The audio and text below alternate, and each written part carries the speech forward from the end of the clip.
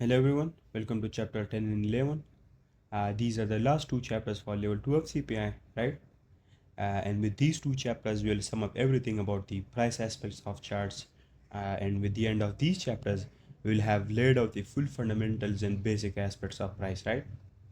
Now, chapter 10 is going to be about ranges, what ranges are, what are its types, and how to actually trade it, right? Now, for some of you, you might already be familiar with the content in this chapter, and the chapter might seem and appear a bit cliche. But my objective and goal with these two chapters is to finally lay down everything about ranges and turtle soup, right?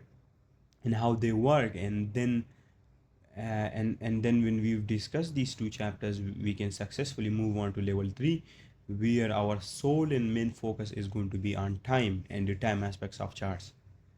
Now the time aspects of chart itself will also take at least 2 levels of CPI, but I assure you that this is going to be the best content you will ever see and you will ever see on time and price and how to integrate both of them together, right? And obviously we'll have trade breakdowns where you'll see how to actually use it in live markets and you'll see the live application of it. So first of all, again as usual, we're going to start off with introducing and defining ranges, and I'll give you the most refined and as relatable definition I could have came up with for ranges in general, right? So basically, when price moves within a fixed range or a fixed scale of price, particularly between a high and a low for over a period of time, that sort of market condition or that price condition is known to be a range or range bounded price condition. That is what we call a range, right? Now right here, you for some of you, you might have already heard or learned about it already, and this might already sound familiar with you, but you still have to make sure to watch this whole chapter, because not only it will refine and refresh your fundamental understanding about ranges, but it will also fill some voids or confusions you might have had about it, right? And if you already knew everything about it, then still these two chapters will refresh your thoughts, right? And it's important for me to discuss all of it and not leave anything out just because someone in the group already knows it, right? First of all, even those that know about it, their thoughts would be refreshed and refined when watching these chapters, right? And then those that literally aren't aware of it, they'll get to build their understanding of the markets and price even more, right? So make sure to watch these chapters even if they sound cliche and you might have already heard or learned about it, right? It's important for you to revise these chapters, right? To refresh your thoughts and to refresh your understanding about the markets. You might have taken it for granted, but you don't know that the most important aspects of trading are your basic and fundamental understanding. If they're not built correctly, then you wouldn't be able to move on to the advanced level, because they're all derived and dependent on the basic concept, right? So it's important for you to revise them. So, when price moves within a fixed scale of price between a high and a low over a prolonged period of time to generate liquidity, that particular price is said to be in a range or ranging condition, right? Now, the second most important thing about ranges are to stay away from the inside of the ranges and only trade and approach the extremities and the extremes on the ranges only when they're purged, and they're purged at a key time, right? If the buy side liquidity of the range has purged, you sell there. And if the sell side liquidity or range low is purged, your objective is to buy. Again, a bit cliche, but definitely worth it and a necessary part of your understanding, right? You want to repeat these things to yourself and your thoughts as much as you can, so that they almost become subconscious, and that you don't have to even think about it, right? In my trading, I have reached a point where I've repeated and replicated these things so much that they are literally on the back of my head. And I don't have to actively think about it. They become almost subconscious, where my mind is trained to see it. I don't have to force or actively use any energy, mental energy, right? And that should be your aim as a trader as well, right? So don't be afraid of rewatching any chapters or revising a particular content or chapter, because you might think you're learning nothing more from it. but in reality you're actually doing yourself a favor by repeating and revising them, because you're training your mind and your subconscious thoughts, right? So always remember this when you feel like you don't have to revise or repeat anything, right? This is the exact reason why I've watched the whole core content of ICT like almost 20 times. The first 5 to 6 times I watched it, I got new things out of it. But then the remaining times I watched it, I only watched it so that first of all I don't forget about it, and second to revise and repeat these things so much that my mind is forced to remember it, right? It's forced to remember. You have to force your mind to remember these things, and almost make it subconscious, right? And that's exactly what I've done. So don't be afraid of rewatching or revising your basic or fundamental understanding, right? Because they are as important as your advanced understanding.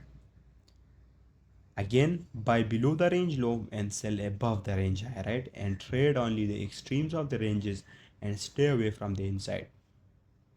Now moving on, this is how a typical range looks, right? We've got a low and a high and price is stuck between that low and high, which we also call a range low and range high, right?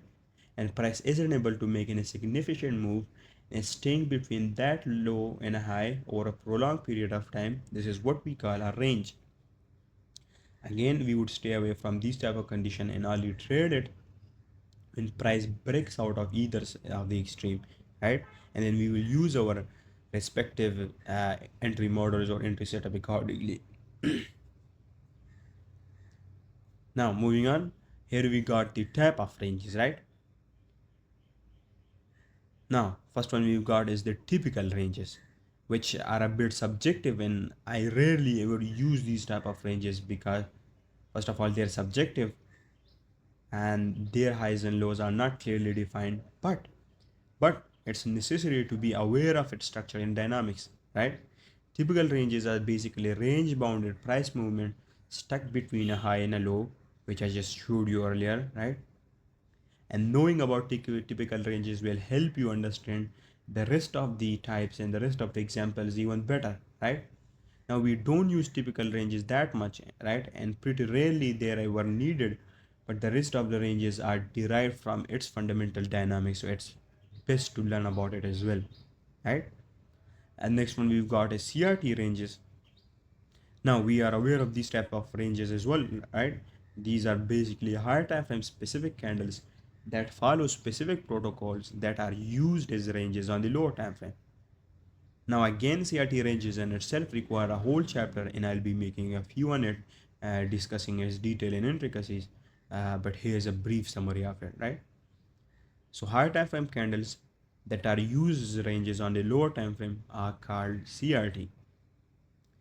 CRT are dynamic and objective because they've got fixed objective highs and lows, including its opening and closing times, right?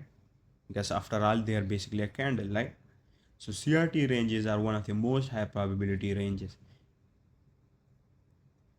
So then we've got the time ranges, which just as the name suggests are dynamic ranges derived from certain particular times of the day or times of the week, right?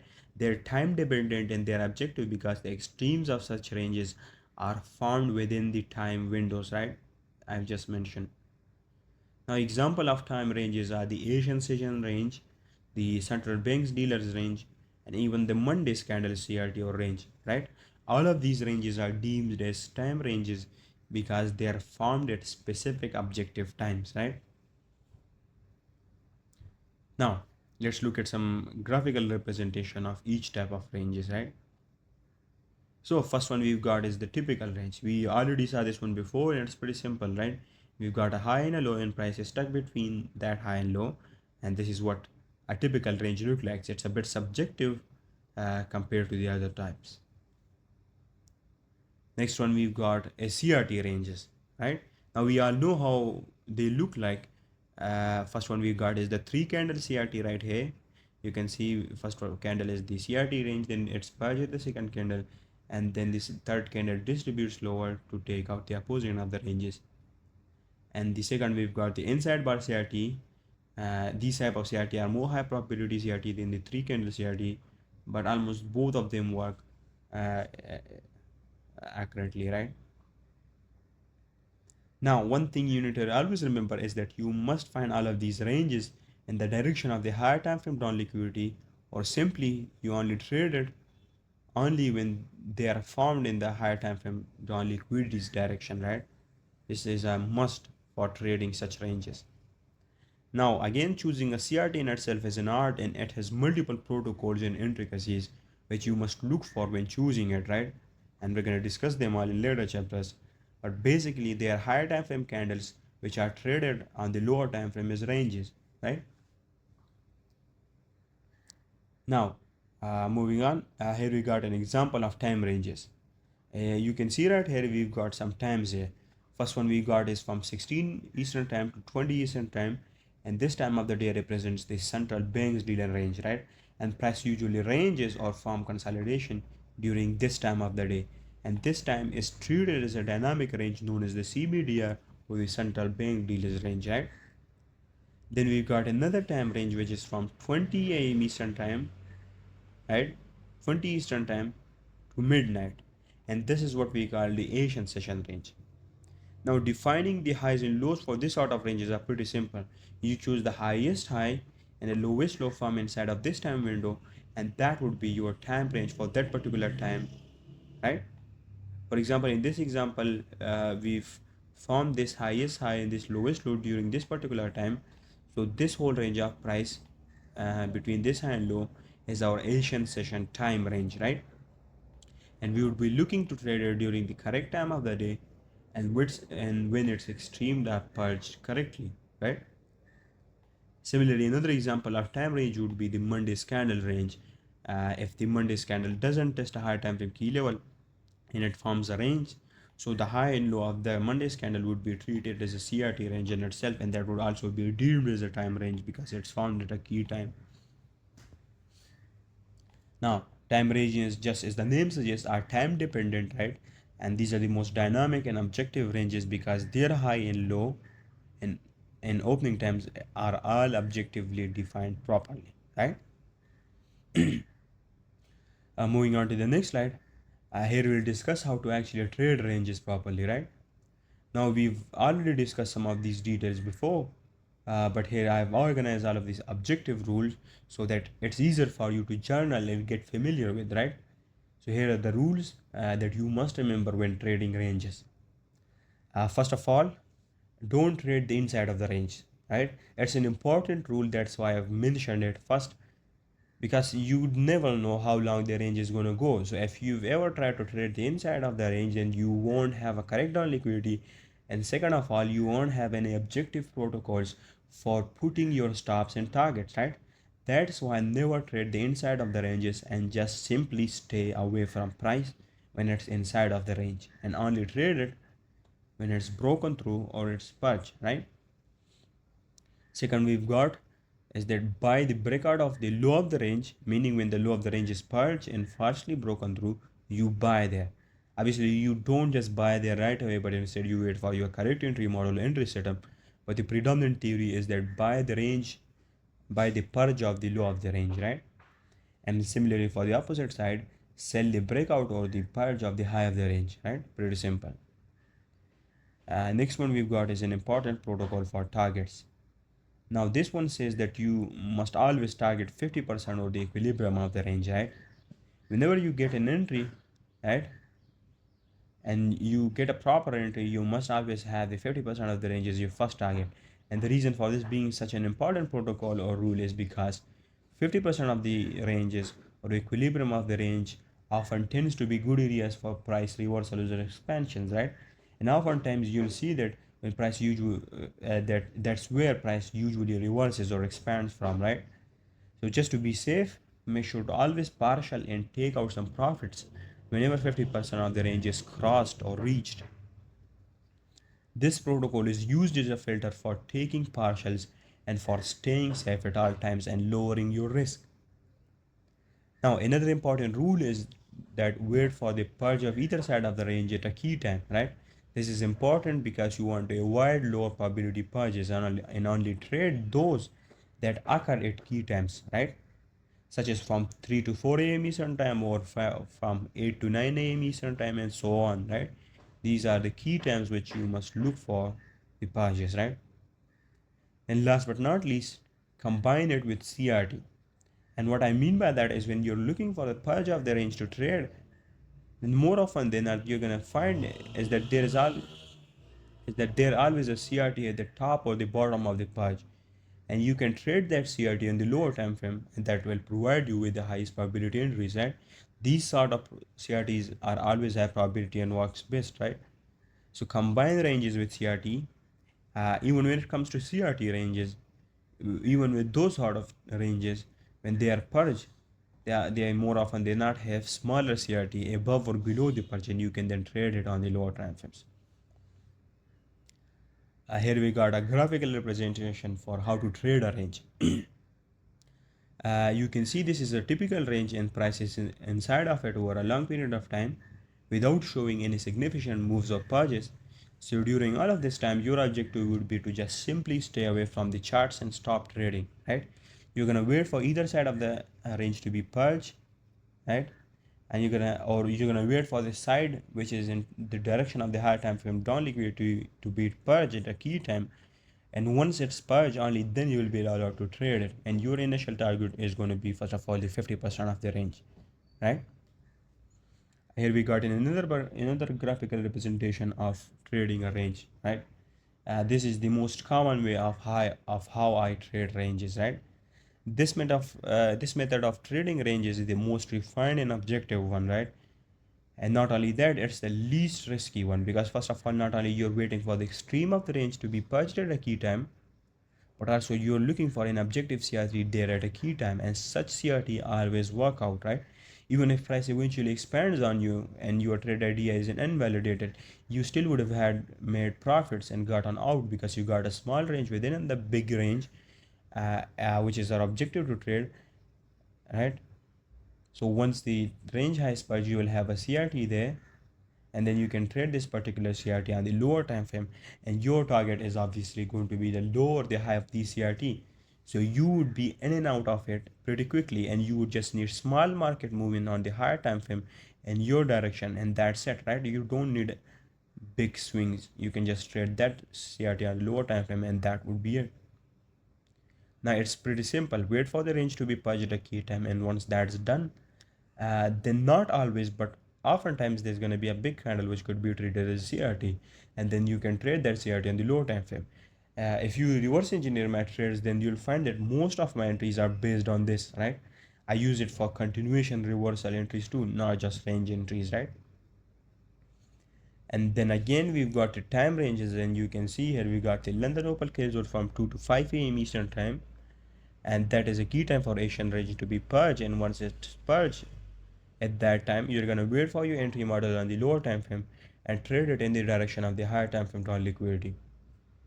Now let's look at some examples right here.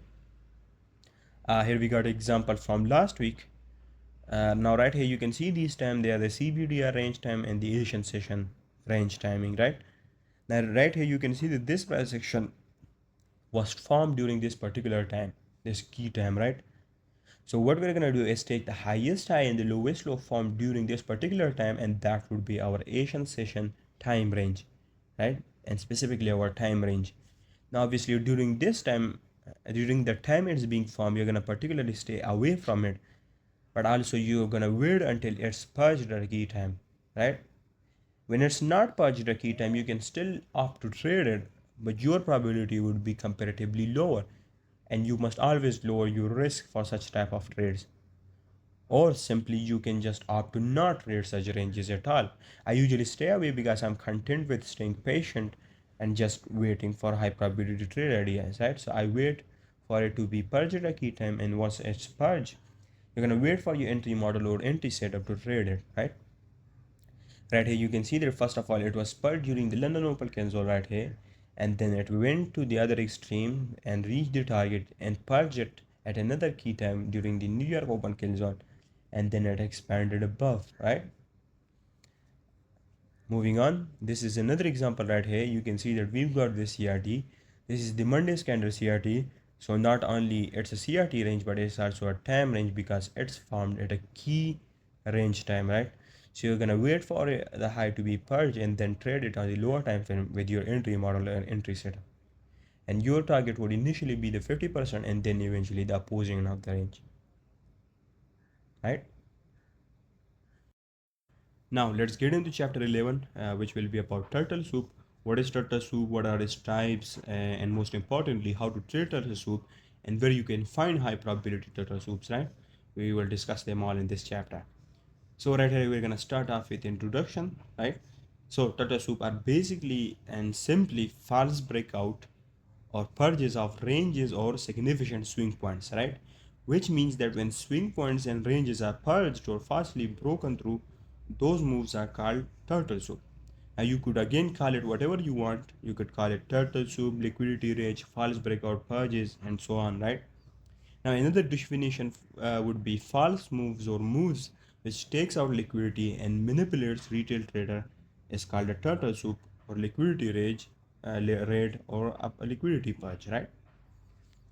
Now turtle soup is basically a move which deliberately pushes price higher above old highs and old lows with the goal of simply taking out liquidity and purging liquidity and then filling up orders and then reversing and expanding in the counter direction quickly and explosively. That's what simply a turtle soup is, right? This is what we call a turtle soup. These are all the different definitions and introduction of turtle soup. You can remember whichever one you think suits you the best, right? So first one we've got is a bullish turtle soup. Now basically bullish turtle soup are false breakouts or purges below lows in a bullish market or bullish market structure, right? Bullish turtle soup occur when the drawn liquidity and bias is towards the higher or the upside, right? Pretty obvious. Now make sure to always integrate these with other concepts to achieve the maximum results when trading turtle soup or bullish turtle soup, right? And last but not least, combine it with CRT, just like we did in ranges and when trading ranges, right? Here is how a bullish turtle soup looks like. The drawn liquidity of the market structure is bullish and higher, so we are only going to trade turtle soup which are in the direction of the higher time frame drawn liquidity, and we'll be only trading those turtle soup which purges low and takes out liquidity below lows, right? So right here you're gonna match it with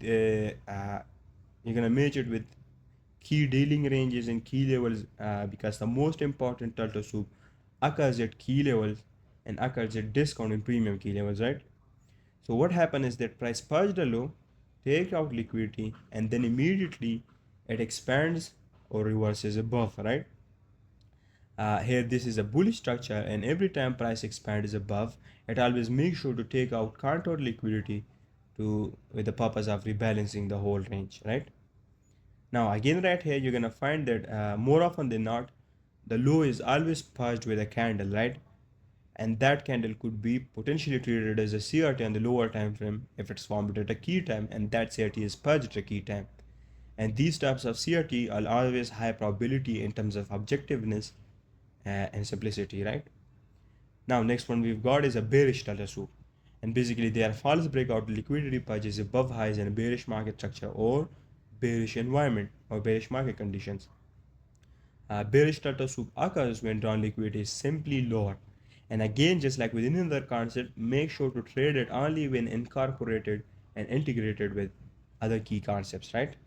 Here's a graphical representation. Again, the same work, the same framework, but in the opposite direction, right? And right here, bearish delta soup combined with bearish CRT, right? As simple as that. Now, the last part of this chapter is finding high probability turtle soup, right? This is the most important part of this chapter because we'll discuss how to execute and find the highest probability turtle soup, right? And we're going to do that by combining it with the other concepts that we've discussed so far. So the first point is that the best turtle soup occur at CRT, above CRT or below CRT, right? Such turtle soups are always high probability because they've occurred at time ranges, right? Which are more objective than the rest of the ranges, right? Second, we've got is pretty cliche but really important. Turtle soup occurs at higher time frame key levels, including lower time frame key levels. Right? You can use them both. I've shown you how to do it in my last trade breakdown. Now again, it is a bit cliche, but higher time frame key levels are really important, right, when trading these concepts. So must remember that higher time frame key levels are always important, and they are an inherent part of turtle soup and all the other concepts, right? So make sure to use higher time frame key levels in the direction of the higher time frame non liquidity to find the best turtle soups. Now, another important point is that high probability turtle soup occurs at previous weeks or previous days high and low, right? You could also use previous sessions highs and lows as well, right? But these are the dynamic swing points that are time derived, right?